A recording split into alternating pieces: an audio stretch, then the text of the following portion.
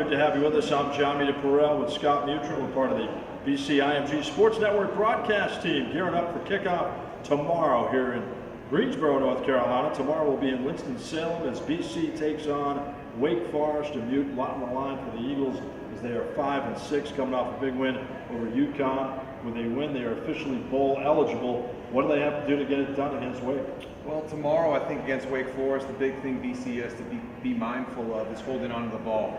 Wake Forest is plus 10 this year in turnover margin, has turned opponents over 24 times this year, and in all 6 of their victories, they're plus 6 in turnover margin.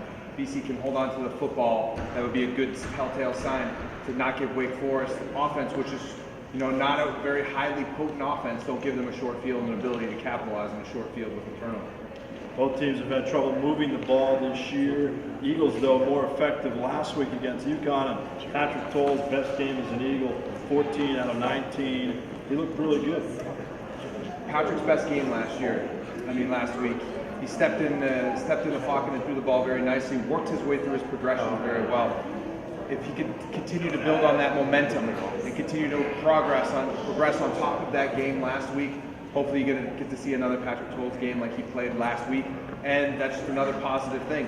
Hopefully it seemed to, when him running the football got him going, maybe get him running the football early in the game to get some of that energy and juice into him, and he was really pumped up, and he really played to the best of his ability that he had at Boston College this past week. Wake Forest started 4-0, but since that point they've lost 5 out of 7. And they're going with John Wolford at quarterback tomorrow. He's been banged up. Brother of Bobby Wolford, Eagles fullback. What do you expect to see out of him?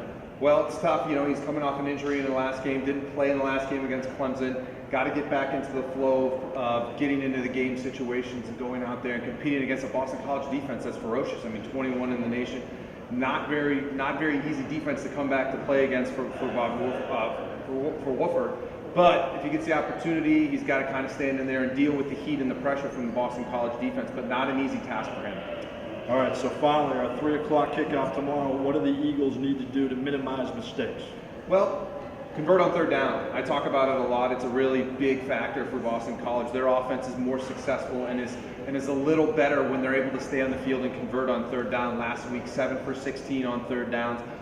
Was able to stay on the field versus UConn, and you saw a totally different offense last week because of that ability to stay on the field, get some rhythm in the play calling and in the execution of the game plan. It's going to be an interesting one, that's for sure. Be sure to join us tomorrow from Wake Forest. He's Mute, I'm Me. That's it for BCEagles.com. Check back for daily updates on BC football. Good night, everyone.